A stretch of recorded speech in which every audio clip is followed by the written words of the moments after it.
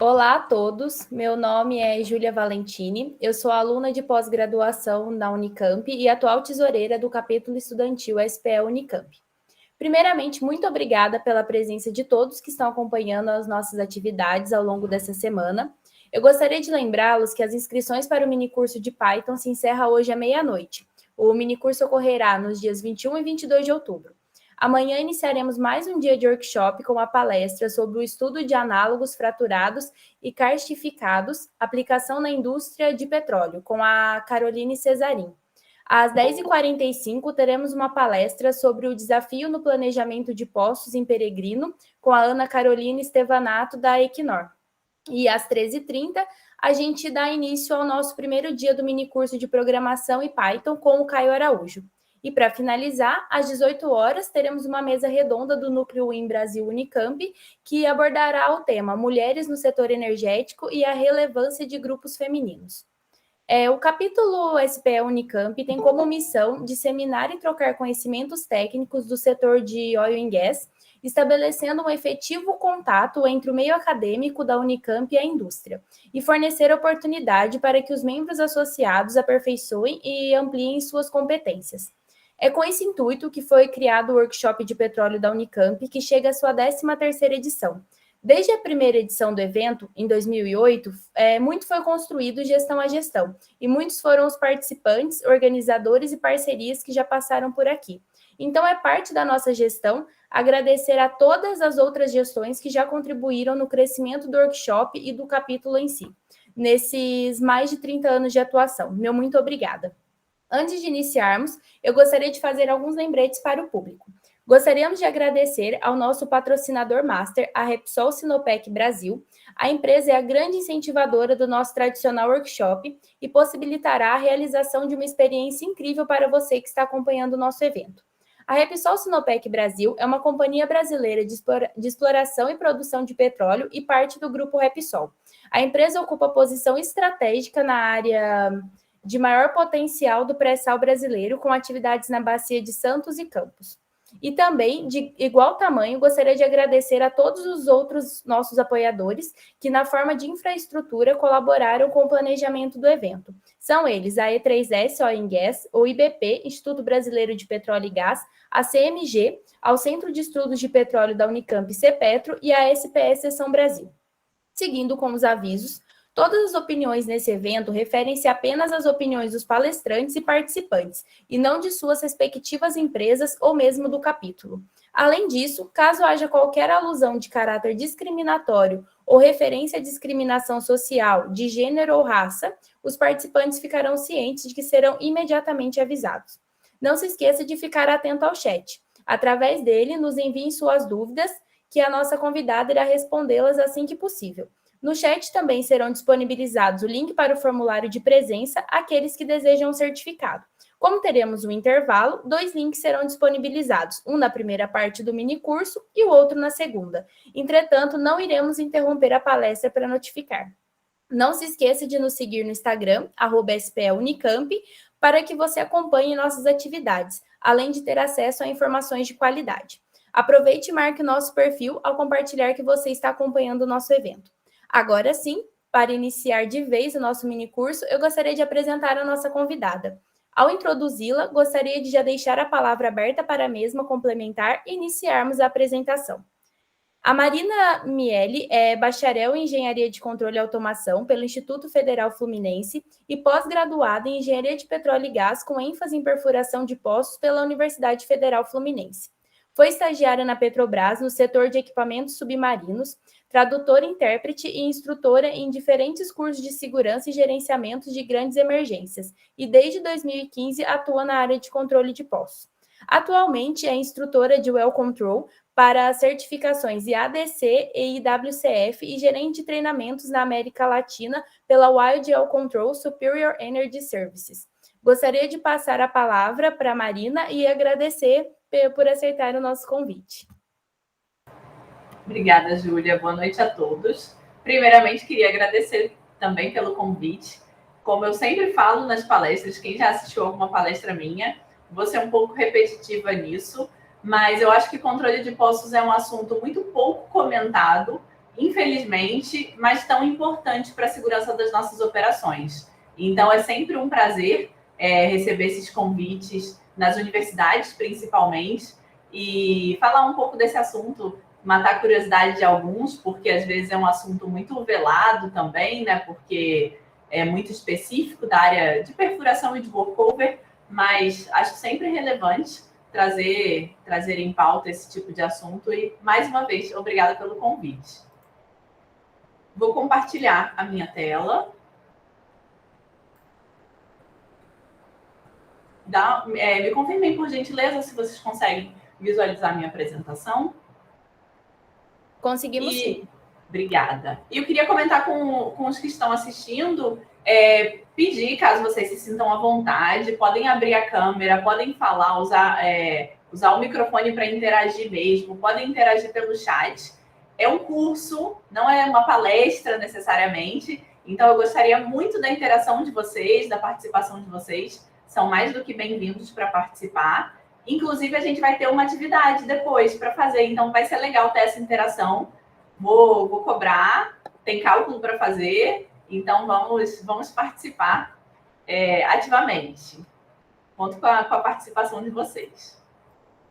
Primeiramente, eu queria falar rapidamente sobre a Wild Well, porque muitas pessoas me perguntam sobre essa empresa.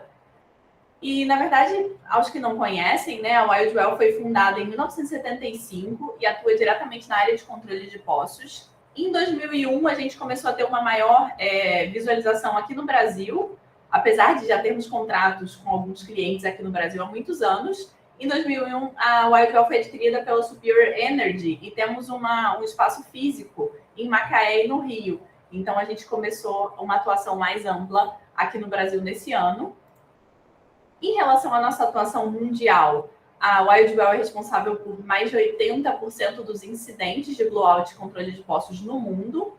E esses incidentes incluem vários tipos de incidentes, não só um blowout necessariamente, mas vários outros serviços de resposta à emergência que eu quero falar rapidamente com vocês, porque muitos pensam que controle de poços é basicamente esse lado da esquerda aqui, né? Controle de poços, resposta a blowout, controle de pressões, well contained e serviços ambientais. Mas, na verdade, pessoal, controle de poços começa desde de um comportamento e de uma consciência de prevenção e de segurança. Então, a gente atua também na parte de engenharia, modelagem de fluidos, modelagem de poços, de equipamentos, a parte de prevenção e preparação, passando para planos de resposta à emergência, trabalhando diretamente com os planos das empresas, desenvolvendo planos de resposta à emergência para as empresas e para operações específicas, com seus próprios equipamentos, suas próprias sondas e plataformas. E também temos o setor de treinamentos, que é onde eu atuo diretamente. Além da parte de não convencional, que é um setor especialmente interessante, porque trabalha justamente como o próprio nome diz, né, com situações não convencionais. Então, são atividades como hot tapping, valve drilling, freezing. Mais adiante na apresentação tem alguns exemplos desses serviços, que é justamente como o nome diz, quando a gente não consegue acessar o poço de forma convencional, abrindo uma válvula, descendo um tubo de perfuração ou alguma wireline, a gente consegue acessar o poço ainda de forma não convencional.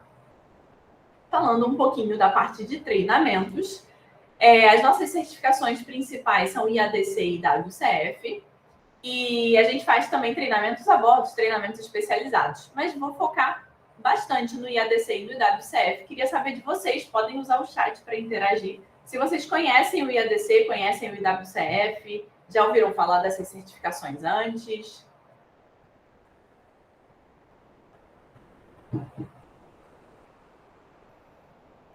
Ainda estão tímidos? Ó, Pedro falou que já ouviu falar. Diego falou que é a primeira vez. Então, é um bom começo. Ó, muitos já ouviram falar. Tá meio a meio, né? Deixei aqui para vocês, então, aberto o site do IWCF e do IADC, caso vocês tenham curiosidade depois de olhar. é fácil de achar, IADC, iwcf.org. O IADC e o IWCF são ambas companhias que são líderes e, na verdade, são os determinantes dos requisitos da indústria. Então, eles trabalham o IWCF mais para a área de Europa, Ásia, o IADC atua bastante nas Américas e na África também. Então, eles estão divididos ali no mundo, mas ambos têm o mesmo objetivo: definir requisitos, boas práticas, recomendações para a indústria. E as certificações IADC e IWCF são certificações reconhecidas no mundo todo. O que isso quer dizer? Assim como, não sei se vocês já ouviram falar da OPITO. OPITO é uma certificação também mundial de qualidade, e assim como a OPITO, a IADC e o IWCF atuam principalmente na área de segurança de poços. Então, aos que tiverem curiosidade de entrar mais nesse assunto de controle de poços, eu sugiro que vocês procurem também esses sites do IADC, tem muita informação, eles publicam semanalmente estudos de caso, lições aprendidas, então acho muito válido depois vocês procurarem e explorarem mais essas páginas. Os cursos que a gente entrega, e bastante do que a gente vai falar, estão no curso, dentro do curso do IADC ou do IWCF, são a base para esses cursos. E uma pessoa que queira ter uma certificação internacional de controle de poços vai precisar passar por um desses cursos. São cursos de mais ou menos 5 dias. Então, para vocês terem uma noção, que a gente vai falar aqui é realmente uma revisão de controle de poços. Gostaria de ter a oportunidade de mais para frente, quem sabe, né? Fazermos um curso mais longo, mas acho que o que a gente preparou para hoje vai ser bem interessante, bem interativo também. São cursos de 5 dias, 4 dias, com foco em controle de poços. Então, tudo isso que a gente vai ver hoje é o grande foco dessas certificadoras. Alguém quer comentar? Podem ficar à vontade.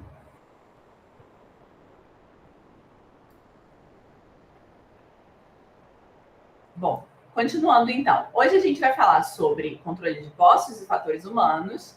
Falaremos de barreiras, conjuntos de barreiras, pressão no fundo do poço, pressão de poros, que é a pressão da formação, como a gente chama, causas e sinais de influxos, métodos de fechamento, métodos de controle de equipamentos, e teremos uma prática também com a planilha de controle. Vamos começar falando sobre acidentes. Acidentes, pessoal, não acontecem por acaso. É importante a gente ter essa reflexão, porque às vezes a gente fala, mas acontece. Não, não acontece. Toda e qualquer operação que a gente faz no poço possui riscos. No caso da operação de perfuração, completação, workover, eu vou focar bastante na perfuração, mas isso se aplica também à completação e workover principalmente. A gente quer realizar uma operação no poço, ou a gente está abrindo o caminho para o reservatório, no caso da perfuração, ou a gente está acessando o poço, a gente já está no reservatório-alvo, no caso do workover e da completação, e a gente já está com o poço exposto aos hidrocarbonetos, que são altamente explosivos e inflamáveis. A gente, então, precisa dividir esses riscos que já existem em 2. Vamos dividir em kick e blowout. Por quê? Durante as operações de perfuração, pessoal, é muito importante ter claro que a gente não quer produzir o poço. Então, que tenhamos muito claras essas etapas. A gente precisa perfurar, depois completar o poço, ou seja, prepará-lo para a produção, e depois de anos, se a gente precisar acessar o poço para trocar alguma ferramenta, trocar toda a coluna de produção, ou estimular, ou aumentar as pressões do poço, a gente precisa fazer o workover. Para essas 3 operações, a gente precisa interromper qualquer produção do poço para conseguir acessar de forma segura. Ou seja, a gente não quer produzir, a gente fala que a gente não quer produzir. Então, se por algum acaso, que não é um acaso, a gente tiver fluidos da formação ingressando no poço, a gente fala que é um momento indesejado, porque durante a perfuração, workover, completação e workover, a gente não quer que isso aconteça, a gente quer interromper essa produção. Então, se esses fluidos da formação entram no poço, pessoal, a gente fala que a gente perdeu a primeira barreira de segurança. Ou seja, a gente acessa esse poço com barreiras para impedir a produção. Se ocorre alguma entrada de influxo, que a gente chama influxo, ou kick, aí a gente perdeu a primeira barreira de segurança. Mas a gente trabalha com uma série de barreiras. Se, por acaso, a gente perde a segunda barreira de segurança, a gente fala que ocorreu um blowout. É muito importante ter essa definição clara. Se um kick ocorreu, ainda temos o controle do poço. Se um blowout ocorreu, quer dizer que isso ocorreu. Seja em direção à superfície, com incêndios, ou seja, simplesmente uma fuga de fluidos da formação na superfície ou para outras formações também, que é o que a gente chama de underground blowout. E um blowout pode acontecer durante as operações de perfuração, workover, completação, também durante a produção, no caso, se a gente perdeu o controle. E esse blowout, pessoal, pode ser de qualquer fluido que esteja no poço. Petróleo, gás, condensado, salmoura, areia, podem ser uma mistura. E como a gente vê nas notícias também, né? Normalmente vem acompanhado, especialmente se a gente está falando de hidrocarbonetos, vem acompanhado de incêndios também. E aí, mais uma vez, aquela frase, né? Blowouts não acontecem por acaso, acidentes não acontecem por acaso. Estudos demonstram que mais de 80% das grandes catástrofes envolvem uma cadeia de fatores. A gente vai falar sobre essa cadeia de fatores. E detalhe, desses 80%, 90% desses acidentes, desses blowouts que acontecem, são causados porque simplesmente procedimentos não foram seguidos ou foram violados. E aí entra o fator humano, que é o que a gente vai comentar também. Mas antes da gente falar de fator humano, controle de poços, falar sobre controle de pressões, eu quero apresentar para vocês, talvez não seja novidade para alguns, mas gostaria de mostrar o modelo do queijo suíço, que é um modelo amplamente usado na indústria para falar sobre falhas de sistemas e sobre barreiras, de maneira geral. Acho que esse modelo traz muito claro o que são as barreiras no poço e a gente vai desenvolver um pouquinho sobre cada uma dessas barreiras. Bom, trazendo para a nossa realidade, a gente tem aqui várias fatias do queijo suíço e, como vocês podem ver, não é à toa que é um queijo suíço, porque tem vários furos. Esses furos são as falhas latentes do sistema, ou seja, são falhas que já existem. Nenhum sistema é 100% seguro, nenhuma operação é 100% segura. Então, essas falhas estão lá. Se, por algum acaso, por algum motivo específico, ou naquele dia, naquela hora, essas falhas se alinham, aí a gente tem o acidente acontecendo. Trazendo para a realidade de controle de poços, aqui a gente tem o reservatório, que é o nosso alvo, e a gente está trabalhando diretamente com esse reservatório. E para evitar o blowout, a gente aplica uma série de barreiras no poço. Sejam elas barreiras físicas, de fato, fluido e equipamentos, o BOP, que a gente vai falar também, ou sejam elas procedimentais, como a gente chama barreiras de ações administrativas, que são testes, monitoramento direto do poço, planos de resposta à emergência e até os sistemas de emergência e de segurança que a gente tem na plataforma. Vejam que cada uma dessas camadas tem suas próprias falhas. Pode ser que a barreira primária seja perdida por alguma falha, seja de falha humana, fator humano, ou seja por dimensionamento do fluido, ou o fluido reagiu com algum fluido no fundo do poço, ou a temperatura no fundo do poço era muito alta, isso não foi previsto em superfície. Enfim, a barreira primária foi perdida, mas a gente atuou com a barreira secundária. E assim como, se a primária e a secundária falham, talvez a gente tenha outras barreiras para conseguir conter e evitar que o blowout ocorra. Vejam que aqui não havia uma falha no monitoramento do poço. Então, vamos imaginar um cenário que alguém percebeu que algo aconteceu e rapidamente atuou. Entretanto, naquele dia, naquela hora específica, com aquela pessoa, e aí vem, muitos me perguntam, né? um culpado, uma barreira que falhou. Vejam, pessoal, não existe uma falha apenas. Sempre que um acidente acontece, especialmente falando de blowout, a gente tem uma sequência de falhas acontecendo. Então, aqui a gente teve uma falha, por exemplo, no monitoramento do poço, para dar um exemplo para vocês. E nesse dia, naquela hora, naquele minuto, naquela sonda, a gente teve uma falha geral de barreiras que culminou em um blowout. Então, todo e qualquer sistema e operação tem uma série de barreiras. Essas barreiras incluem, inclusive, as certificações de controle de poços das pessoas que trabalham diretamente na operação de perfuração, workover e completação. Vamos falar agora especificamente da falha de fatores humanos. Depois a gente vai falar das falhas de barreiras. Por quê? Muitas vezes as pessoas vêm me procurar e vêm comentar também sobre um acidente que aconteceu ou algo que aconteceu, não necessariamente um acidente, um incidente que aconteceu na plataforma. Os alunos vêm para as aulas e comentam bastante e sempre se referem a alguma falha específica. E é importante pensar que, quando a gente fala de fatores humanos, muitos pensam que é basicamente uma pessoa que se distraiu ou uma pessoa que estava mais preocupada naquele dia e não percebeu que alguma falha ocorreu naquele momento, ou até falta de conhecimento.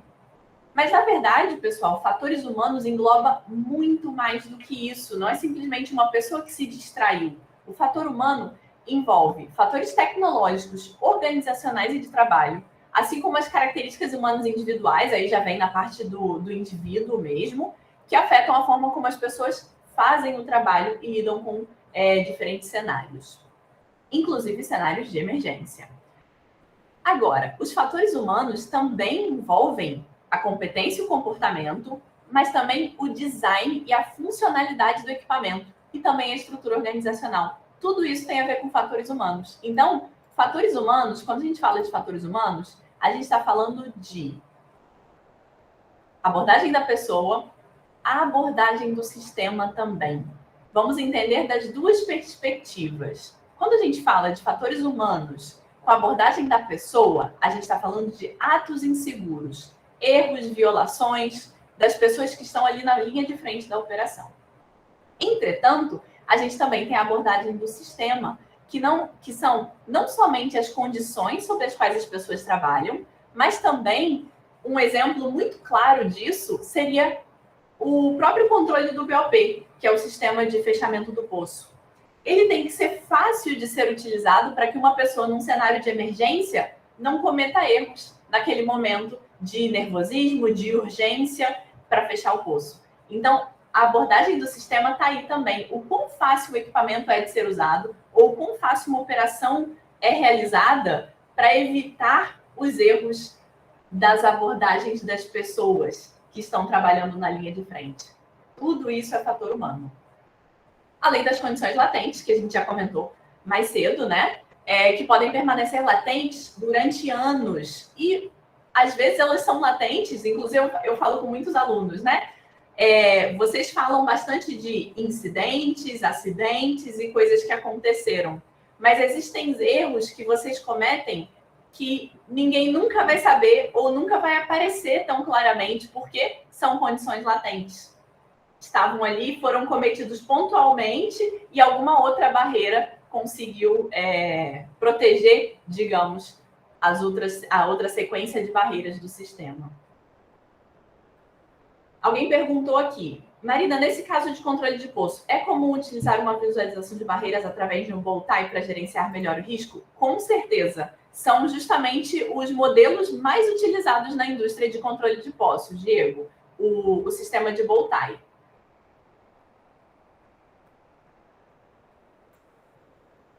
Existem vários modelos. Eu trago para as aulas o modelo do queijo suíço porque é algo muito visual e fácil de entender, especialmente para quem não tem o entendimento de barreiras de controle de poços. Mas esse sistema é muito comumente utilizado. Bom, continuando. Só para repassar, então, pessoal, o que um blowout, Um kick acontece quando o fluido da formação ingressa no poço em um momento indesejado e a gente perdeu a primeira barreira.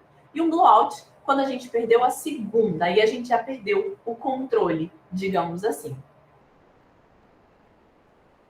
A gente falou sobre as várias barreiras que o poço vai ter, sejam elas físicas ou administrativas, e falamos principalmente dos fatores humanos, nesse ponto principal de causador de acidentes. E aí acho que muitos podem acabar identificando-se com isso. Vou ter um exemplo bem simples, né? Mas o fator humano começa desde aqui. É a consciência de segurança.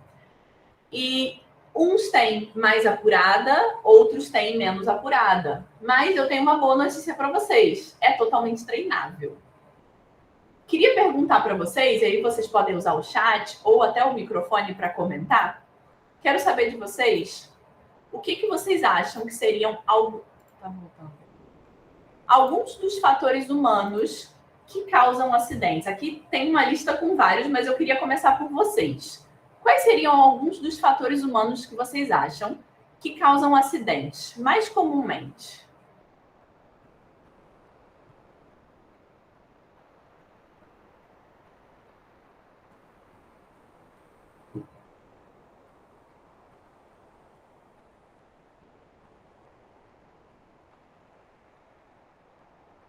Ó, Diego começou com falta de EPI, e aí a gente pode entrar um pouquinho mais nesse assunto.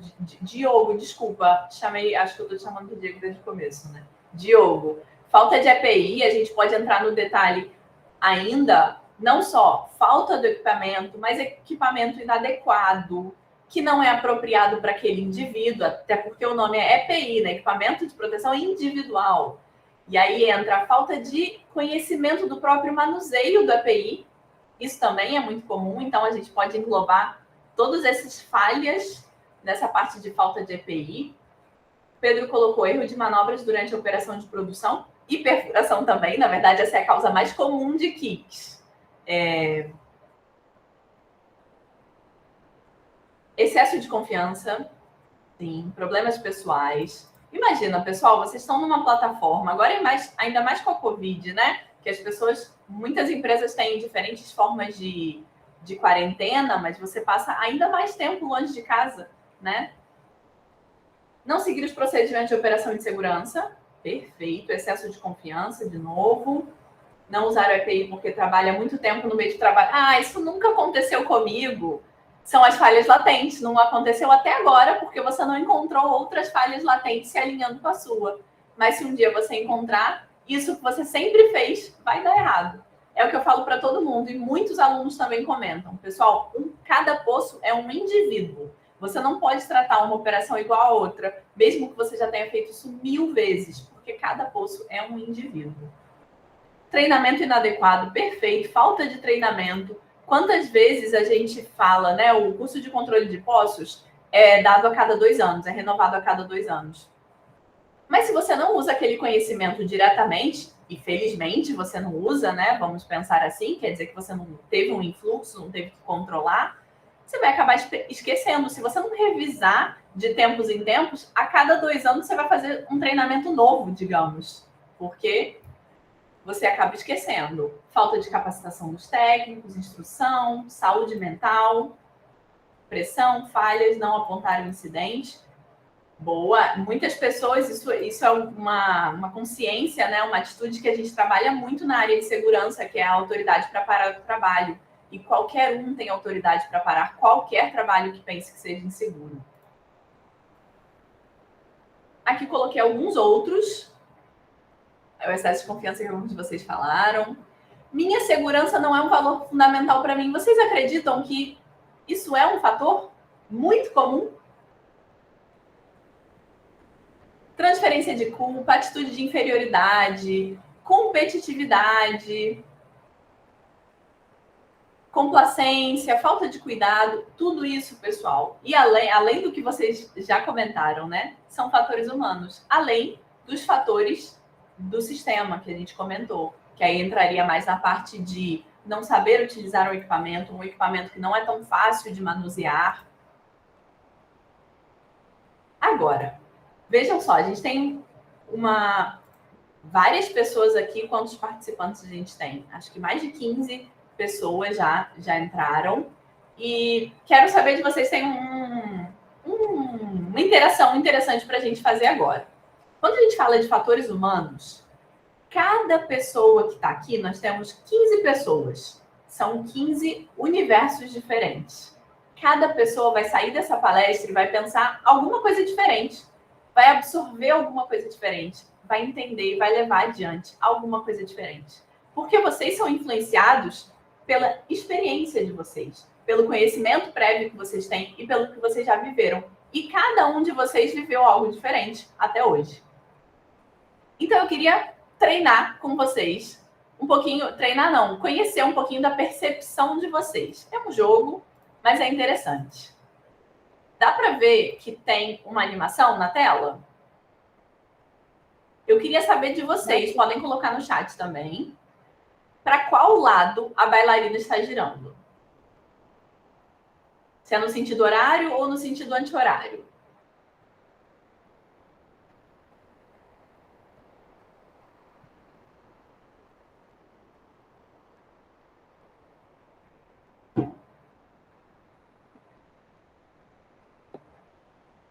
Nossa, todo mundo está vendo no horário. Nossa, eu tô vendo anti-horário, que estranho. Cada hora que eu olho para um lado. Alguém está vendo anti-horário?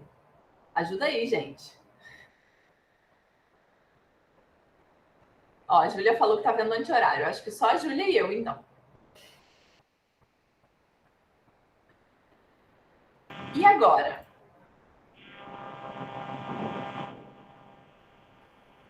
E agora, Júlia, você que estava vendo no anti-horário, e a Maria Helena, que estava vendo no anti-horário. Agora eu tô vendo no horário. Meu Deus. E agora, pessoal do horário? Mudou?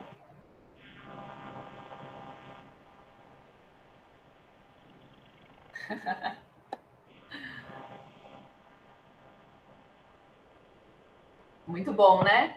Mas é isso, pessoal. Segurança, atitude, consciência, percepção é totalmente diferente para cada um e para cada momento que a gente está vivendo. Márcio, quer comentar alguma coisa? Fica à vontade. Não, desculpe, eu abri sem querer o microfone. Não, sem problemas. Podem ficar à vontade, pessoal. Não fiquem tímidos, não. Bom, e agora vai ser uma bagunça.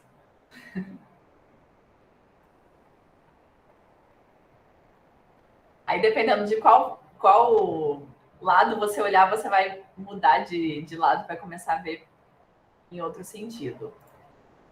Mas o que eu quero falar em relação a isso, pessoal? Aqui a gente está falando de percepção. Cada um tem não só um ponto de vista, uma experiência, mas também tem uma percepção do que está acontecendo ao seu redor diferente. Porém, isso é algo totalmente treinável. A gente fala que existem 3 níveis de percepção.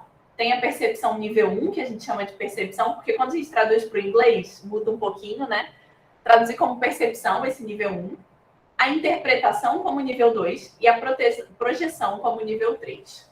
Falando rapidamente, aplicando a uma situação de controle de postos. A percepção, pessoal, é você literalmente perceber o que está acontecendo. Observar e entender minimamente algo que está acontecendo. Por exemplo, o poço foi fechado e você está observando que o manômetro está começando a aumentar a pressão. Isso é uma percepção. Ou o poço foi fechado e você percebe que existe um ganho nos tanques. E aí, o nível 2 é a interpretação. Vamos ao primeiro cenário. O poço está fechado, você percebe que as pressões estão aumentando, e aí você pensa, estão aumentando porque tem um influxo no poço. E por isso, depois de fechado o poço, a gente vai ter o poço pressurizado. Ou o poço está fechado e ocorreu um ganho nos tanques. Ué, mas se a gente fechou o poço, está com ganho nos tanques, alguma coisa está vazando, porque se fechamos o poço, a gente não deveria mais observar ganho nos tanques. Essa já é o nível 2, que é a interpretação. O nível 3 é a projeção, é você entender a consequência e antecipar a consequência daquilo que você está interpretando. Nível 3, então, o poço foi fechado, as pressões na superfície começaram a subir, você entende que existe um influxo, e aí você vai antecipar. Eu vou ter que controlar o poço, vou ter que aplicar um método de controle. Ou o outro cenário que eu comentei com vocês. O poço foi fechado, houve um ganho nos tanques, depois do fechamento do poço, eu já estou projetando. Será que a minha barreira secundária falhou? Como eu posso reagir e antecipar essa falha ou corrigir essa falha o mais rápido possível? Esse já seria o nível 3 de Situation Awareness.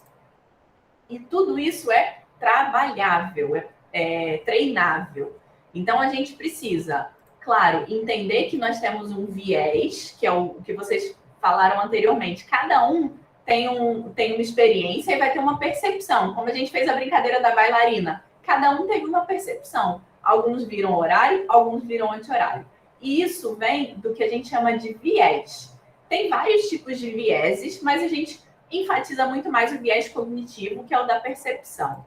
E esse viés, pessoal, é totalmente influenciado pela nossa experiência. A gente tem, o nosso cérebro tem uma busca automática de buscar significado para criar ilusões. Às vezes, a gente imagina detalhes porque o cérebro preencheu aquele gap que de fato não existe. Histórias que foram contadas, mas a gente complementou porque o nosso cérebro automaticamente, no nosso subconsciente, buscou criar aquelas ilusões para preencher os gaps daquela história, daquilo que a gente viveu. E a nossa memória tem a tendência de reforçar erros. Existem muitas coisas que a gente lembra que tornam os nossos sistemas ainda mais enviesados ao erro. Quando a gente fala de educação e principalmente de treinamentos, é uma tendência e é uma sugestão, inclusive para os educadores, que nunca repitam o que o aluno falou de errado. E sim que falem simplesmente, não, o certo é dessa forma. Para a gente não reforçar aquele erro e sempre reforçar o que é certo. Porque o nosso cérebro já tem essa tendência de reforçar os erros. Além disso, a gente não tem a capacidade de captar tudo que nos é informado, que nos é apresentado. Certamente, muitos de vocês vão sair dessa palestra e não vão se lembrar de tudo que a gente comentou aqui. Especialmente os que não têm experiências com controle de poços, não conhecem controle de poços. Vocês vão ter a tendência de reforçar aquilo com o qual vocês se identificam mais. É impossível captar 100%. Já os que conhecem controle de poços, já têm uma experiência, vão reforçar ainda mais aquilo que eles já se identificam, que vão ser mais coisas que a gente vai comentar aqui. A gente tem uma tendência a reduzir todos os eventos a eventos-chave, elementos-chave, que é isso que a gente vai falar no final. Vamos fazer uma prática no final para tentar fazer com que vocês absorvam ainda mais do que a gente vai comentar aqui hoje. E a gente vivencia cada experiência de forma diferente. Agora, essa percepção de risco e essa capacidade de identificar perigos é totalmente treinável. Quanto mais você treinar, mais perceptivo a falhas e a riscos você vai ser. Mas, afinal, o que é controle de poços? O que vocês acham que é controle de poços? Depois do que a gente apresentou até agora, falamos de kick, de blowout, de barreiras. Na opinião de vocês e na percepção de vocês, o que é controle de poços, pessoal? O que vocês esperam do curso hoje, por exemplo? O que vocês esperam aprender?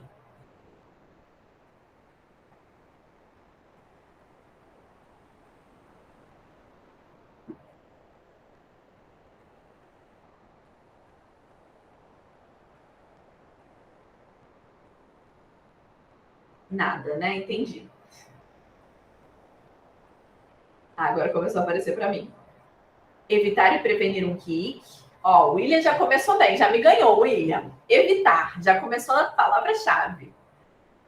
Marcelo Santos, produzir com segurança. Diogo, controlar as barreiras de segurança, controlar o fluxo de fluidos do poço com segurança. E é, na verdade, uma percepção muito comum de controle de poços, pessoal. Inclusive dos alunos que têm experiência na área, já fizeram o curso algumas vezes ou estão fazendo pela primeira vez. Muitos pensam que controle de poços engloba basicamente o controle do poço, literalmente, depois com o que já aconteceu. Mas, na verdade, quando a gente fala de controle de poços, a gente está falando de uma área muito mais ampla, que envolve principalmente a prevenção. Prevenção, aí, claro, se algo acontecer, a gente precisa detectar da forma mais rápida e segura possível para agir e, enfim, controlar o poço. Aí vem o controle de poços em si, né, que são os métodos de controle. Mas o termo controle de poços, de maneira geral, engloba essas três áreas: prevenção, detecção e controle. E para trazer um pouco da área de segurança para vocês também, a gente falou de fatores humanos e acho muito importante trazer para vocês o que eles chamam de PEAR, que é a sequência de prioridades. Uma vez eu escutei de um aluno, eu sempre lembro dele, porque a gente falando, né, sobre o curso e sobre o que estudar, qual era a prioridade para ele estudar, eu falei, prioridade número 1, prioridade número 2, prioridade número 3. Aí ele falou, Marina, se tem uma coisa que eu aprendi no trabalho, na área de segurança, é que não existe prioridade número 1. Prioridade é uma só, é prioridade. Então, a prioridade, pessoal, na área de segurança, são sempre as pessoas. Sempre, sempre, sempre vai ser a nossa prioridade. E não é a prioridade número 1, é a única. Bem, em sequência, a gente vai tentar proteger o meio ambiente também. E, em sequência, os ativos da empresa, a reputação e a responsabilidade de cada empresa, cada companhia e cada operação. Essa é sempre a nossa ordem de prioridades. Mas como a gente vai fazer isso? Agora sim a gente vai entrar na parte de controle. Vamos falar de prevenção, detecção e controle nessa ordem, pessoal. Então, falando de prevenção, alguns de vocês comentaram: evitar e prevenir um kick. Controlar as barreiras de segurança. Bem, é sobre isso que a gente vai falar agora, sobre as barreiras que a gente tem disponíveis. A gente tem várias barreiras, como a gente viu no queijo suíço, eram só alguns exemplos. Mas, de fato, a gente tem muitas barreiras no poço. A gente tem as barreiras físicas e as barreiras administrativas. De físicas, nós temos como exemplo fluidos, o famoso BOP, as válvulas de segurança, que a gente vai falar também, e também temos várias barreiras administrativas.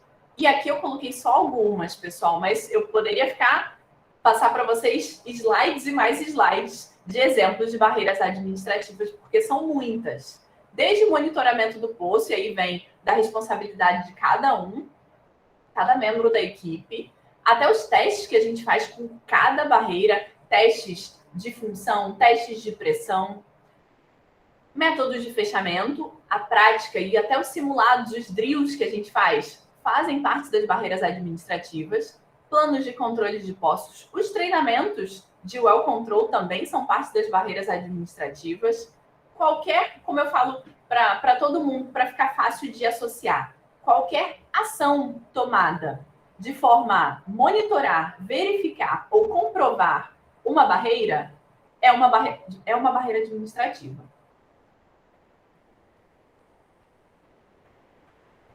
E de acordo com a API, a gente precisa ter pelo menos 2 barreiras físicas o tempo todo na operação. Então, a gente vai falar mais especificamente, pessoal, de barreiras físicas agora.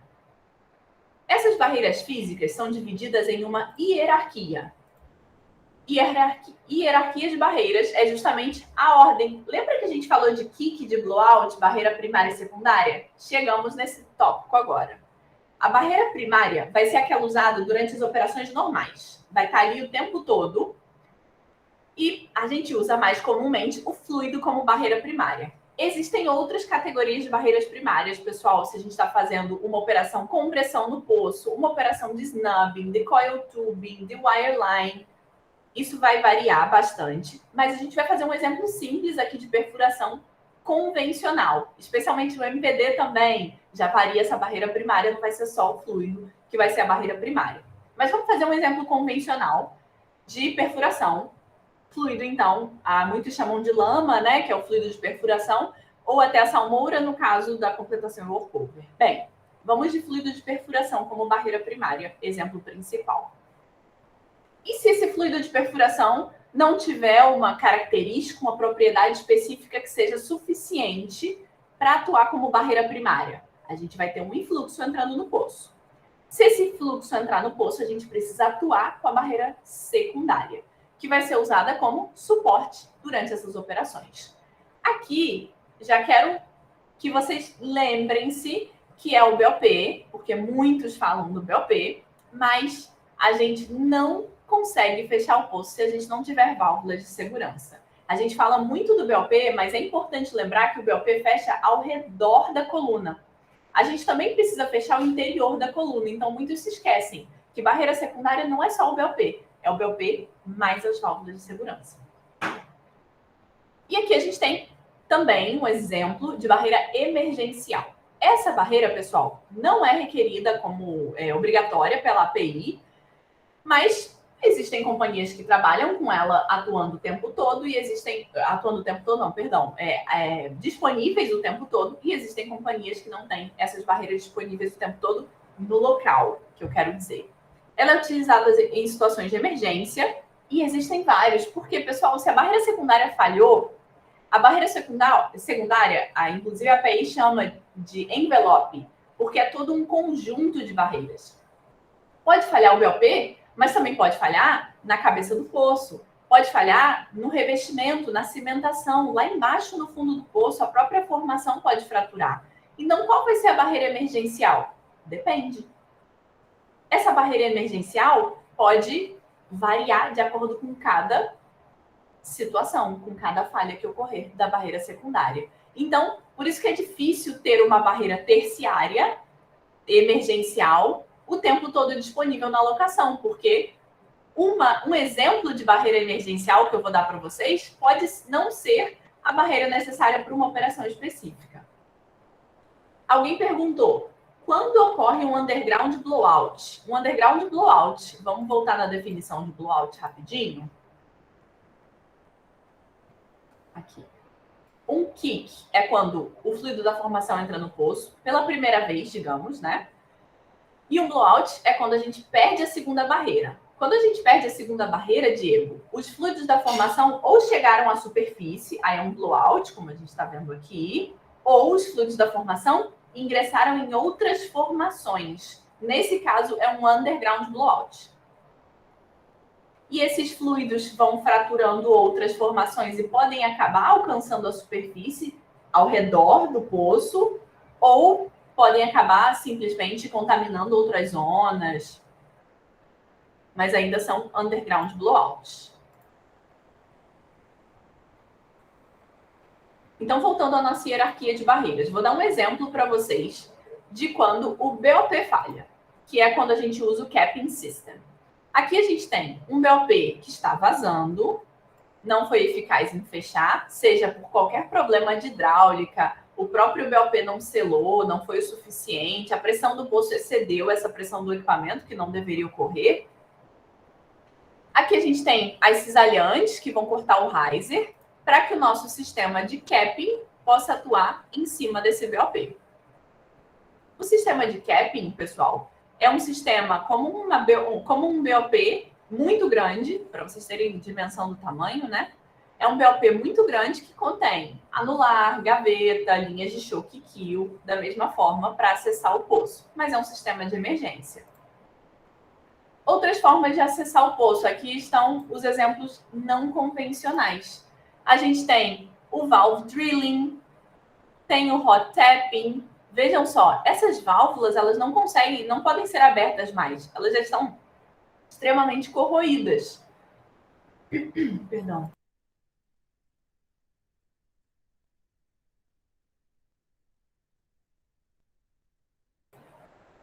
E a única forma de acessar o poço vai ser através de ou uma perfuração dessas mesmas válvulas ou até um sistema de hot tapping, porque esse poço pode estar pressurizado. Então, esse aqui é um sistema que permite a perfuração desse espaço com pressão no poço, mantendo a segurança na superfície. E aqui eu trouxe outro exemplo para vocês também, de, nesse caso, o contrário, né? Essa válvula possivelmente não conseguiu ser fechada, seja porque já corroeu internamente ou não está conseguindo atuar remotamente e ela foi congelada. Então, aqui criou-se um tampão de gelo, o fluido foi congelado aqui dentro e essa linha vai ser isolada para ser corrigida ou se de fato essa válvula está vazando, mesmo depois de fechada.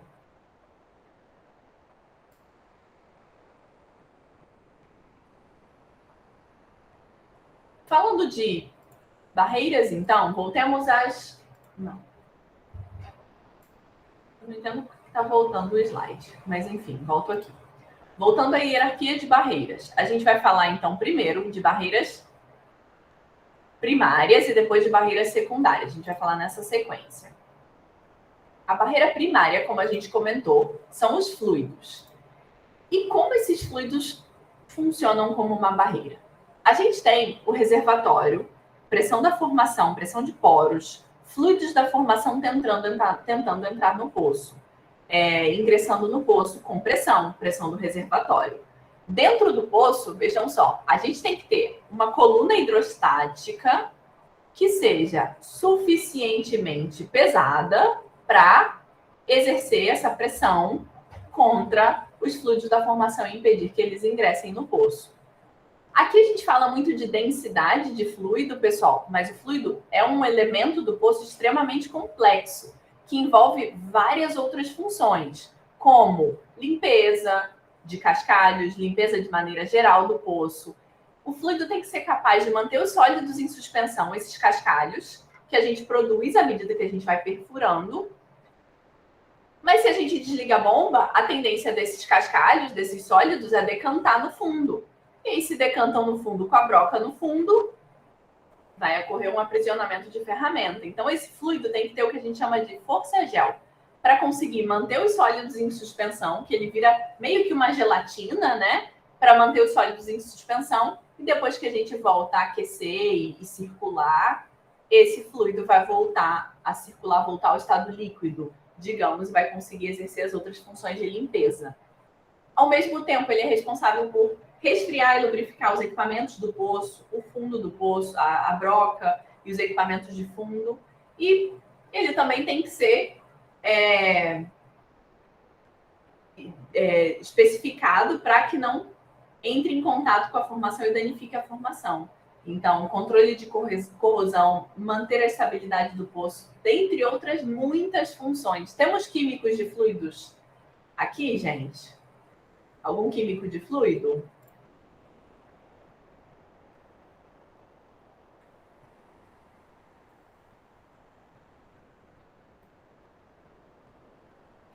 São todos engenheiros de petróleo? Se são engenheiros de petróleo, já passaram por alguma matéria de fluidos, provavelmente, né? E sabem que o fluido é muito mais do que densidade. Mas em controle de poços a gente enfatiza muito a densidade, porque é o nosso elemento principal de exercer pressão hidrostática.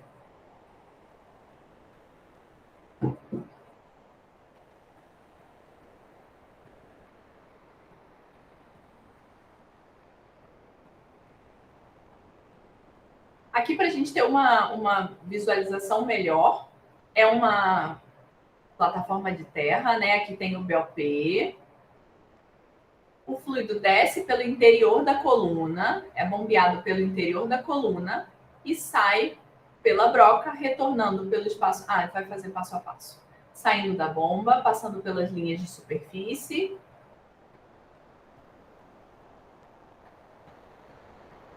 Descendo pelo interior da coluna, lembrem-se dessa sequência, isso é muito importante para a gente também. Passando, saindo pela broca e subindo de volta pelo que a gente chama de espaço anular, que é entre coluna e poço. Subindo de volta, passando pela flow line. Só que esse fluido que volta do poço, ele já vem diferente de como ele já entrou no poço, porque ele entrou em contato com a formação, com os cascalhos. Se essa formação é porosa e permeável, esse fluido já está trazendo algo de gás ou algo de petróleo também junto com ele, ou água, se a formação contém água. Então, esse fluido precisa, na superfície, no retorno, passar por uma série de equipamentos de limpeza para voltar para o poço 100% de novo, com as propriedades íntegras novamente. E aí, quando a gente fala de controle de poços e hidrostática, a gente fala de um tubo-em-U perfeito. Vamos falar sobre esse tubo-em-U já já. Mas primeiro vamos entender como funciona pressão hidrostática e pressão no fundo do poço e tudo mais. Quando a gente fala de pressão hidrostática, pessoal, a gente está falando de pressão no fundo do poço, basicamente, de maneira geral, né? A gente pode ter duas condições. Poço aberto sem circulação, ou seja, as bombas estão desligadas, e aí a única pressão que vai estar atuando no fundo, que a gente chama de BHP, vai ser a pressão hidrostática. Se a gente tiver com circulação, a bomba ligada, a gente tem a pressão hidrostática, mais as perdas de carga do anular, porque o fluido vai retornar subindo, e essas perdas de carga, que são a fricção, a resistência ao movimento, são sempre contrárias ao fluido, então elas são exercidas diretamente no fundo do poço. Lembrem-se que, em um cenário de estática, a gente tem somente a pressão hidrostática atuando, e em cenário de dinâmica, a gente tem as perdas de carga também. E elas estão atuando contra, digamos, a pressão da formação. Essa pressão da formação, também conhecida como pressão de poros, é justamente a pressão gerada pelos fluidos da formação, gás, óleo ou água que estão dentro do reservatório pressurizados. Para facilitar nossa visualização e nosso entendimento, eu vou usar a pressão no fundo do poço como uma seta descendente e a pressão da formação como uma seta ascendente, como se fosse uma contra a outra. Então, pressão no fundo do poço exercida para baixo, digamos, e pressão da formação para cima. A pressão da formação, muitos podem prever, né? Mas essa previsão, pessoal, como a gente sempre fala, ela é só uma previsão, é um estudo, uma análise, alguma ideia que a gente tem. A gente pode ter falhas, a gente pode ter feito uma análise dessa região e perfurou um poço aqui, e a gente vai perfurar um poço no mesmo reservatório que está mais alguns metros mais para o lado e tem uma falha justamente mais próximo desse novo poço, e a gente não conseguiu prever isso, não pôde prever. Então, a previsão só pode ser confirmada depois que a perfuração ocorre. Por isso que muitas vezes ocorrem alguns eventos de controle de poços, que a gente fala que não foi uma falha necessariamente humana, mas sim foi é humana indiretamente, né? Mas foi uma condição de formação, uma falha geológica que não foi prevista anteriormente. Bom, como a gente comentou, a gente tem a pressão no fundo do poço atuando para baixo e a pressão da formação atuando para cima. Então, de forma bem simplificada, a gente pode ter três condições de pressão. O que a gente chama de balance, como o próprio nome diz, é o equilíbrio dessas pressões, elas são iguais, idênticas. Mas a gente também pode trabalhar com o overbalance, que é uma sobrepressão. A pressão do fundo do poço levemente maior do que a pressão da formação. Ou a gente pode chegar num cenário desfavorável, que seria o underbalance. Quando a pressão do fundo do poço vence, quando a pressão da formação vence a pressão do fundo do poço, e aí a gente tem a entrada de hidrocarbonetos no poço. Que é quando um kick ou um influxo ocorrem. E aí vocês podem pensar, então a gente não vai trabalhar nem com balance, nem com underbalance. Vamos trabalhar com overbalance, mas vamos trabalhar com uma margem de segurança tão alta para prevenir qualquer tipo de acidente. Faz sentido. A gente aplica bastante pressão no poço para evitar de qualquer forma que essa pressão da formação vença essa pressão no fundo do poço. Mas não é tão simples assim. Por quê? Assim como a gente tem uma pressão mínima que a gente precisa aplicar no poço, que é o valor da pressão da formação, a gente também tem uma pressão máxima, que é a pressão que a gente chama de pressão de fratura, criando o que a gente chama de janela operacional. Aqui a gente tem a pressão mínima que precisa ser aplicada e a linha azul é a pressão máxima que pode ser aplicada. Do contrário, a gente acaba fraturando a formação, podendo levar a um underground blowout, como a gente comentou anteriormente. Então, a gente trabalha sempre dentro de uma janela operacional. Aí que está a complexidade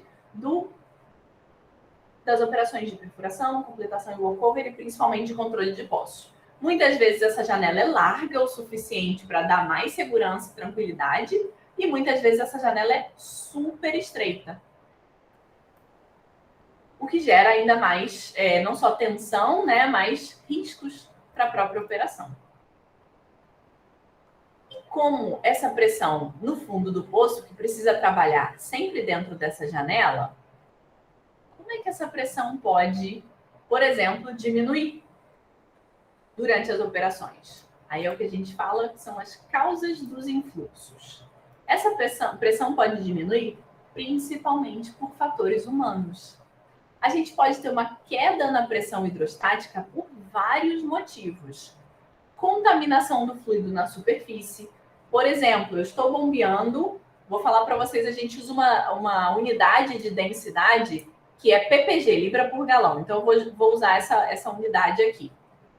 A gente vai usar uma densidade de, por exemplo, 10 ppg. O fluido tem 10 ppg e ele está num tanque específico. Mas alguém, por algum erro, distração ou falta de conhecimento, acabou conectando o tanque de água com o tanque que está com fluido de perfuração. Contaminou esse tanque. O sondador que está bombeando o fluido no poço não foi informado e está bombeando um fluido mais leve para dentro do poço. A gente perde pressão hidrostática, perde pressão no fundo. Contaminação do fluido por gás, óleo e água da própria formação. Lembra que a gente comentou mais cedo? O fluido desce pela broca, a gente vai perfurando, esse fluido vai trazendo os cascalhos, e se o cascalho é poroso, essa formação que a gente está no momento é porosa e permeável, ela vai acabar liberando um pouco de gás, nem que seja o gás perfurado ali daquele espaço que a gente está perfurando, e vai subir junto com o fluido. Na superfície, esse fluido precisa passar por um sistema de limpeza. Se essa limpeza não é feita adequadamente, esse fluido contaminado, digamos, vai para os tanques e volta para o poço ainda mais contaminado. E é o efeito que a gente vai acumulando essa contaminação. Alguém falou mais cedo sobre manobra. Essa é a causa mais comum de kick. Pessoal, não manter o poço cheio durante as manobras. Parece simples e parece bobo a gente pensar que se eu estou tirando coluna do poço, eu tenho que preencher, porque a gente está diminuindo o volume dentro do poço. E a coluna, o poço, tem que estar sempre cheio. Quando eu falo coluna, é coluna de fluido, altura de fluido. Então, isso é uma das causas mais comuns. Essa é uma das causas mais comuns de kick durante as operações. Perda de circulação pode acontecer, que é quando a gente chega numa formação vulgular ou numa formação que é uma caverna e a gente penetrou nessa formação e começa a perder fluido. Muitos falam que o poço está bebendo, que é quando a gente vai perdendo fluido do poço para dentro da formação, como se tivesse acontecido um vazamento muito grande para dentro da formação. E aí a gente pega uma queda na coluna hidrostática de fluido, vai perdendo hidrostática, vai chegar em um momento que alguma zona que tem a porosidade e permeabilidade vai acabar vencendo essa pressão no fundo do poço. Também podem ocorrer aquilo que a gente comentou de falhas geológicas ou algo que não foi previsto, que é uma pressão da formação anormal. A gente estava perfurando uma zona de pressão normal, estava tudo como planejado, entramos numa zona de pressão anormal e aquilo não estava no programa do poço. E aí foi inesperado, fechamos o poço, controlamos. Mais um kick já aconteceu.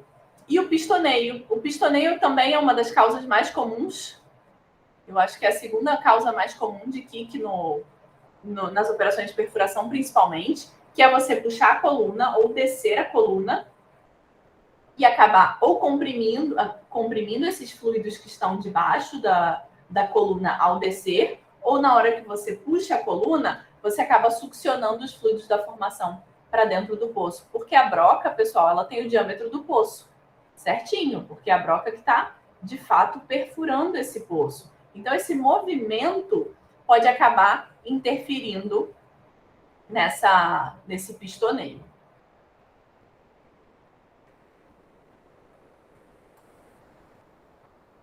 o movimento da plataforma pode causar esse pistoneio? É uma boa pergunta. A plataforma tem muitos compensadores, né? Mas sim, porque em alguns momentos, em algumas operações específicas, a gente pode ter que desacionar parte desses compensadores, e isso pode acontecer. Mas não é muito comum que isso aconteça. É muito mais comum você causar um pistoneio por excesso de velocidade na hora de puxar a coluna do que por um movimento da plataforma.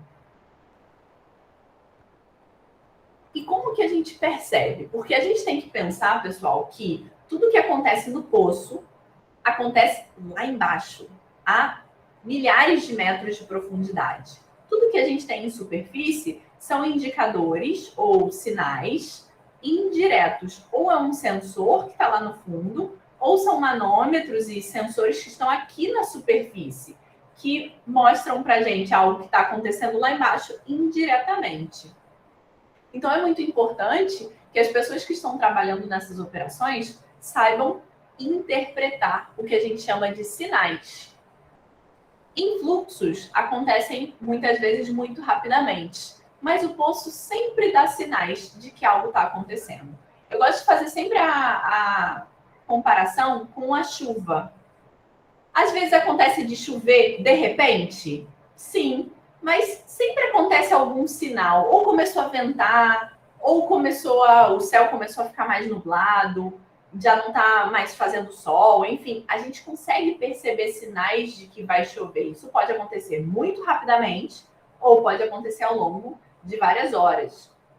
Então, a gente precisa saber interpretar esses sinais para poder agir da maneira mais rápida possível e evitar um influxo. Porque muitas vezes, quando a gente observa um sinal, ainda não aconteceu um influxo. A gente está mudando de zona, mudando de formação.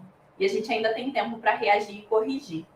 Como, por exemplo, se ocorre um aumento da taxa de penetração, a gente tem que lembrar que a gente perfura na superfície com parâmetros fixos. Parâmetros fixos de pressão de bomba, parâmetros fixos de rotação, de torque. E se, de repente, a taxa de penetração muda, sem que a gente mude esses parâmetros, algo mudou lá embaixo na formação. Já é um sinal de alerta. Aumento do torque, queda da pressão de bombeio sem que o operador mude algo aqui na superfície. Aumento da velocidade de bombeio, a mesma coisa, né? Mudanças visíveis na superfície, tanto no cascalho quanto no próprio fluido. E as mudanças nas propriedades do fluido, que é analisado frequentemente durante a operação de perfuração. Lembrem-se, o fluido tem mais uma função, trazer informações da superfície. Então, o fluido e o cascalho são analisados quando chegam na superfície. Entretanto, se a gente observar um aumento no fluxo de retorno ou um aumento no volume dos tanques, a gente já pode falar, temos um influxo no poço. E a gente vai fechar o poço para corrigir. Por quê? Se eu estou bombeando a uma velocidade fixa de 100 SPM, eu tenho que ter um retorno X que não vai variar ao longo dessa perfuração. Se eu estou bombeando um volume X por minuto, eu tenho que ter um retorno de X por minuto também. E se eu tenho um retorno maior do que isso, quer dizer que tem algo lá embaixo que está contribuindo para empurrar esse fluido em direção à superfície, que não é somente a bomba, provavelmente o influxo. A própria pressão da formação está empurrando esse influxo. E poço fluindo com as bombas desligadas, aí sim a gente pode fazer o que a gente chama de flow check. Se eu desconfio de que tem algo acontecendo no poço, eu posso parar as bombas, deixar o poço estático, e se eu observo retorno ainda, quer dizer que tem alguma coisa lá embaixo empurrando esse fluido em direção à superfície.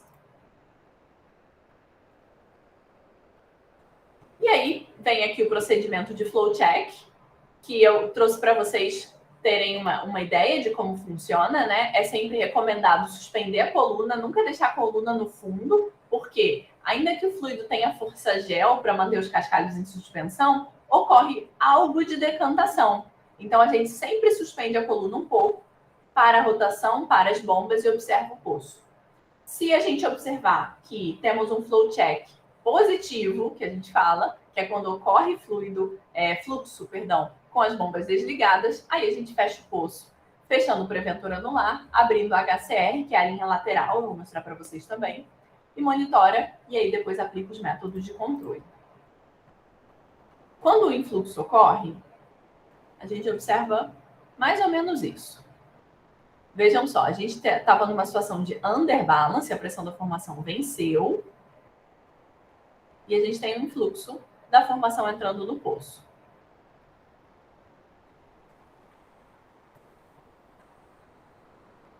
E quando a gente quer fechar o poço e impedir que esse fluxo continue entrando, a gente desliga as bombas e fecha o preventor anular. Vou mostrar para vocês o BOP também. Uma vez fechado o poço, imagine, tem uma pressão da formação maior, que está vencendo a pressão do fundo do poço, que está empurrando fluidos em direção ao poço, e a gente fecha esse poço. Os manômetros que estão na superfície conectados ao poço vão indicar que tem alguma pressão dentro do poço. Essa pressão vem da formação, porque está vencendo a pressão hidrostática. Esses manômetros de superfície, na verdade, esse painel do choque, é a nossa principal ferramenta de controle de poços. Então, vejam só, controle de poços é muito desafiador também, porque a gente trabalha com fatores indiretos. A gente quer controlar a pressão no fundo do poço, mas a gente só tem acesso aos manômetros de superfície, que são pressões indiretas da pressão no fundo do poço. Então, a gente precisa saber interpretar esses manômetros também. A gente vai fazer um exercício com isso. Primeiro exercício, então. Vou mostrar para vocês a fórmula de pressão hidrostática. E a gente vai calcular. É um cálculo bem simples, na verdade.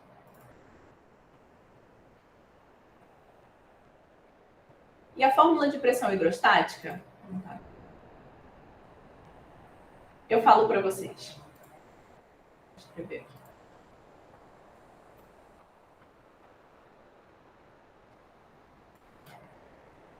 Pressão hidrostática. Pergunto para vocês primeiro, qual é a fórmula de pressão hidrostática? Quem lembra? Como se calcula a pressão hidrostática de um fluido?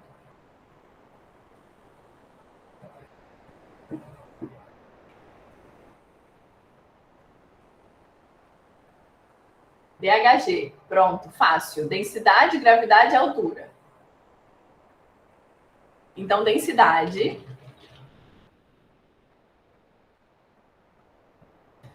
altura a gente vai chamar de TVD, que é o que a gente chama de True Vertical Depth, profundidade vertical verdadeira.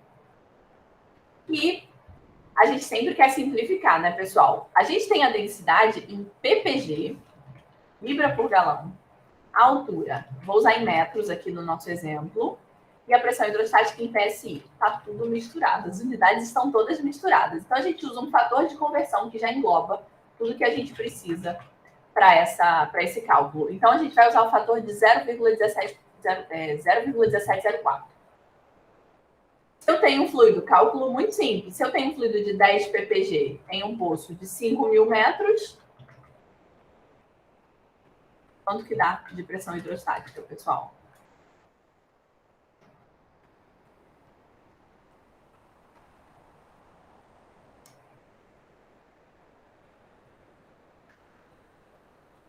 8.520 PSI, pressão hidrostática. Então, guardem essa fórmula aqui. Agora, a gente pode fazer o inverso também. Eu posso ter uma densidade, aliás, eu posso ter uma pressão, vamos supor, pressão no fundo do poço, e posso querer descobrir qual que é a densidade do fluido que está no poço nesse momento.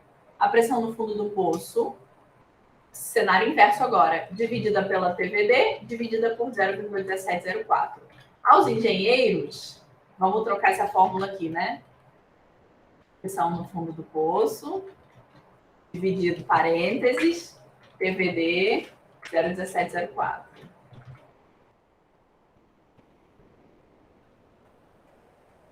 Bom, então se, por exemplo, a gente tem uma pressão de, vamos supor, só para praticar o cálculo, 5.000 PSI e um poço de 2.600 metros, a gente vai ter uma densidade equivalente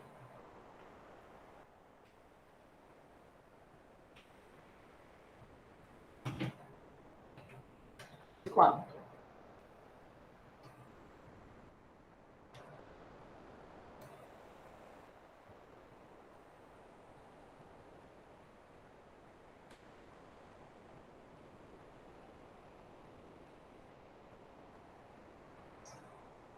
Tem exercício depois, hein? 11,28, mas a gente normalmente arredonda para um decimal. Pode ser 11,3 ou 11,2, dependendo do que a gente está trabalhando. Se, por exemplo, for uma densidade de fratura, a gente sempre joga para baixo para não exceder a fratura. Se for uma densidade para matar o poço, amortecer o poço, a gente sempre joga para cima para, de fato, garantir que vai amortecer o poço. Isso vai depender um pouquinho. Então, 11,3, 11,2. Entretanto, tem uma outra unidade que a gente usa muito comumente, que a gente chama de gradiente. É uma pressão por metro, por unidade de altura. Esse gradiente é a mesma coisa dessa fórmula aqui, porém, com 1 metro de profundidade. Ou seja, é a densidade vezes o fator de conversão. Então, se eu tenho uma densidade de 10, eu tenho um fluido que exerce 1,704 PSI por metro dentro do poço. E o contrário eu também posso encontrar, se eu quero saber a densidade em ppg de um gradiente equivalente a 1,4985 PSI por metro, é só eu dividir esse 1,4985 pelo fator de conversão.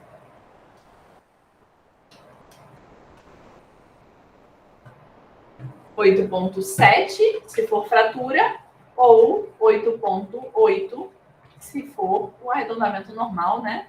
Ou para amortecer o poço.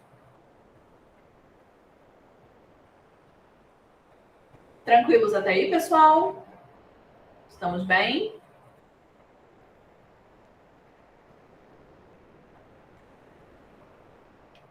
Vamos a um exemplo um pouquinho mais visual agora. A gente fechou o poço. E quando a gente fecha o poço, a gente tem, lembrem-se, temos a coluna de perfuração dentro do poço e o anular, que é esse espaço entre coluna de perfuração e casing, ou até poço aberto, riser e tudo mais. A gente vai usar um tubo em U para representar esses dois espaços. Então, o lado esquerdo do tubo em U vai ser o drill pipe, a coluna, e o lado direito, o espaço anular. A coluna de perfuração, pessoal, tem várias válvulas internas, além de ter orifícios de broca muito pequenos. E além de que, por exemplo, se a gente estava perfurando, havia bombeio contínuo para fora da coluna. Então, é muito difícil que o influxo entre na coluna. É normal pensar que quando a gente fecha o poço, a coluna está limpa. Ou seja, está com fluido original. E o anular está com esse fluido contaminado com fluidos da formação. Então, aqui, coloquei um exemplo de que a hidrostática dentro da coluna, hidrostática limpa, é uma hidrostática de 5.200 PSI para baixo. E a pressão da formação nessa zona acabou nos surpreendendo e alcançou 5.300 PSI. A gente não estava preparado para isso. Um influxo ocorreu, fechamos o poço e acabamos tendo 100 PSI de leitura nesse manômetro ligado à coluna, porque 100 é o que está faltando para a gente alcançar a pressão da formação. No lado do casing, por conta dessa contaminação, o fluido ficou ainda mais leve, porque os fluidos da formação normalmente são mais leves do que os fluidos que a gente usa para perfurar. Então, ele diminuiu a coluna hidrostática dentro do anular e acabou vencendo ainda mais pelo lado do casing. Então, a pressão do casing em superfície é de 200. Viram por que o controle de poços é uma ciência, digamos, muito indireta? Porque a gente trabalha com esses manômetros de superfície. Então, cabe a nós interpretar esses manômetros e entender o que está acontecendo com a hidrostática no poço, para a gente conseguir regular a pressão no fundo. E esses manômetros são justamente estes aqui que estão no painel do choke. Manômetro do drill pipe e no manômetro do casing. E quando a gente fecha o poço, a gente tem mais ou menos esse caminho de circulação. Vejam só, ainda que seja um poço de superfície aqui, pessoal, a única diferença que a gente costuma falar, né? A única diferença entre um poço de terra e um poço de superfície é a água, a lâmina d'água. Para controle de poços é mais ou menos isso. Por quê? Quando a gente está perfurando, a gente tem o riser aqui no meio, entre BOP e flow line, e quando a gente está controlando, a gente tem uma choke line que leva até a superfície atravessando a lâmina d'água. Então, é mais ou menos, não é a mesma coisa não, mas é mais fácil imaginar que é quase a mesma coisa. Então, aqui a gente tem, durante a perfuração normal, fluido retornando pela flow line. Se a gente fecha o poço, fecha o BOP, a gente vai abrir essa linha lateral, que é a HCR, que a gente fala, para poder circular por esse choke manifold, que é uma linha cheia de válvulas que contém uma válvula específica que gera contrapressão. Por quê? Quando a gente está controlando o poço, pessoal, vamos voltar aqui no nosso tubo em U. Eu não posso simplesmente circular esse gás que entrou, vamos pensar em gás no pior cenário. Eu não posso simplesmente circular esse gás de qualquer forma. Eu preciso circular esse gás mantendo na pressão no fundo do poço mínima de 5.300. Porque se abaixar essa pressão no fundo do poço, entra mais influxo. Mas se eu aumentar muito a pressão no fundo do poço, eu também posso fraturar o poço e acabar perdendo o poço, inclusive. Então, eu preciso ter uma forma na superfície, durante essa circulação, de controlar. Esse controle a gente faz através de uma válvula na superfície que se chama choke. Esse choke é responsável por criar contrapressão. É uma válvula remota e ajustável, que a gente controla através desse painel aqui de novo, painel do choke. Essa alavanca aqui é responsável por fechar um pouquinho o choke, criando mais contrapressão, aumentando a pressão no fundo do poço, ou abrir um pouquinho o choke para abrir a abertura da válvula e diminuir a contrapressão, justamente de forma a tentar equilibrar a pressão no fundo do poço, sempre dentro da nossa janela operacional. Voltando aqui à nossa janela operacional. O objetivo é manter a pressão no fundo do poço sempre dentro dessa janela. E a gente faz isso durante a circulação do influxo através do choke, da válvula choke, que é uma válvula de contrapressão ajustável. E como a gente faz isso? Bom, durante um método de controle, a gente tem dois objetivos principais. Primeiro, eu preciso remover esse gás que entrou, essa contaminação. Eu preciso limpar o poço, que a gente fala. Eu tenho que limpar o poço, limpar esse fluido. Mas vejam só, dentro da coluna está limpo. E esse fluido não tem densidade suficiente para amortecer os fluidos da formação. Então, eu não só preciso limpar o poço, como eu também preciso matar o poço, amortecer o poço. Colocar o poço em condição de balance depois de aberto novamente. Então, são duas missões principais. Lembrem-se disso. Eu preciso limpar o poço e amortecer. E a gente tem várias técnicas, digamos, vários métodos para circular, limpar, remover o gás e amortecer. Existem métodos com circulação e existem métodos estáticos, que são usados em cenários especiais, supondo que a gente estava manobrando e já não tem mais coluna no poço. Como é que a gente vai circular? Não tem como circular. E a gente precisa usar os métodos estáticos para esse controle. Vamos falar principalmente dos métodos de circulação, sondador e engenheiro. São os métodos principais utilizados, que tem como objetivo, mais uma vez, limpar o poço e amortecer. Limpar só circulando o fluido e amortecer circulando o fluido de matar. O método do sondador é justamente esse passo a passo, muito bem dividido. Ele circula o poço 2 vezes. na primeira circulação, circula o fluido que já está nos tanques, já está preparado, já existe esse fluido. Inclusive, já está no poço. Então, é um método que a gente pode aplicar imediatamente. Fechou o poço, já pode começar a circular com o método do sondador. Ele tem essa vantagem. Circula primeiro o fluido original, enquanto a equipe já está preparando o fluido de matar. Já está densificando o fluido para conseguir amortecer o poço. E aí, só na segunda circulação, a gente bombeia o fluido de matar. É um método relativamente simples, que exige poucos cálculos, e por isso é tão utilizado também, além de já estar disponível assim que a gente fecha o poço. O método do engenheiro, como o próprio nome, né, já chama a atenção, é um método um pouquinho mais complexo, que exige mais cálculos, porque ao mesmo tempo que você circula esse influxo, você já está amortecendo. Então, você está variando colunas hidrostáticas, tanto no anular quanto na coluna ao mesmo tempo. É um pouquinho mais complexo e exige mais cuidado também. Além de precisar esperar que todo o volume de fluido esteja pronto, já preparado, já misturado, já densificado para começar a circulação, o que pode levar horas. Então, a gente tem como grande vantagem o método do sondador, que é o mais comumente utilizado. Trouxe para vocês uma visualização da circulação desses métodos. Vejam só, aqui a gente tem gás no anular e aqui a gente tem fluido original dentro da coluna e no poço. A gente vai primeiro fazer o método do sondador. E mais uma vez, independente se o poço é subsea ou surface, a gente vai ter as mesmas técnicas, o mesmo passo a passo. Então, primeiro a gente vai circular o fluido original dentro da coluna, que já está preenchida com o fluido original, e vai começar a empurrar esse gás que entrou no poço em direção à superfície, para os equipamentos de limpeza e separação de gás.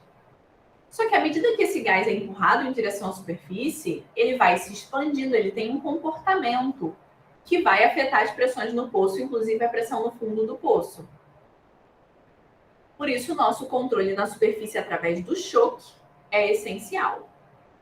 Esse gás chega na superfície, passa pela linha de choque e passa pelos equipamentos de limpeza. Aqui a gente tem um separador lama-gás, que é o mais utilizado nesses cenários. Depois tem outros equipamentos de limpeza, até outros separadores de gás mais precisos.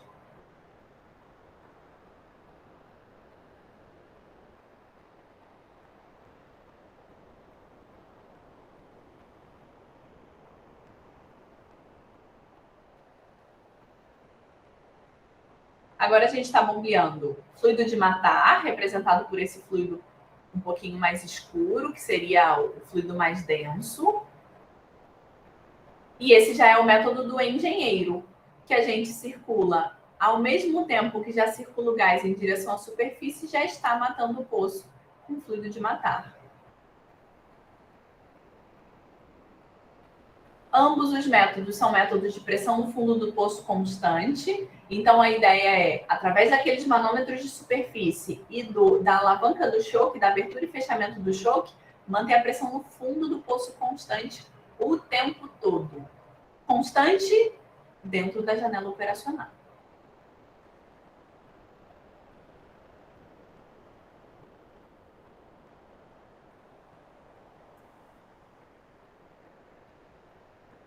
Marina? Sim. Desculpa interromper, já são 19h38, a gente pode dar o intervalinho para o pessoal e a gente retorna daqui 30 minutos? Claro, justamente ia perguntar, pessoal, vocês querem fazer alguma pergunta para esse primeiro parte da aula? Porque na sequência a gente vai falar de equipamentos, que aí a gente vai entrar na parte do BOP e vai fazer o exercício que a gente preparou também. Então, podem ficar à vontade para perguntar agora ou na volta, se já quiserem lembrarem de alguma coisa que quiserem perguntar, podem ficar à vontade.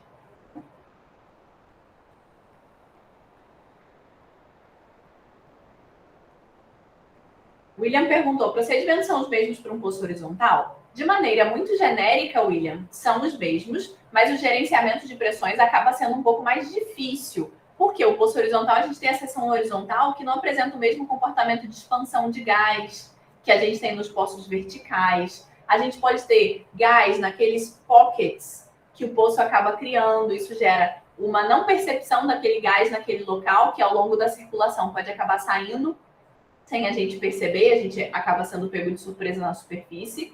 Então, são, de forma geral, os mesmos procedimentos, método do sondador, método do engenheiro, mas a gente tem que ter um cuidado e tem que ser ainda mais conservador nesses poços horizontais. E os cálculos são diferentes também, né? Porque a gente fala de hidrostática, a hidrostática é vertical. Se a gente tem um poço direcional, pelo menos, mesmo que seja horizontal, ele tem uma seção direcional. Aí já tem que se calcular o ângulo direcional para saber a altura equivalente e seno e cosseno. Então, as planilhas de controle que a gente tem para esses poços também envolvem seno e cosseno e esses ângulos de inclinação dos poços também.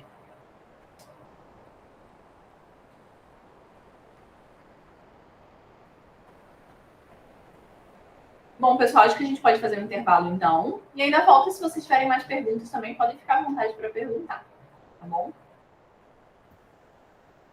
Pessoal, lembrando que vai ter um próximo link, né, que a gente já enviou previamente para vocês acessarem agora na segunda parte do mini curso. Então, agora são 19h40, 8h10 por aí, a gente já retorna novamente no outro link. Espero vocês. Tchau, tchau, pessoal. Obrigada, pessoal.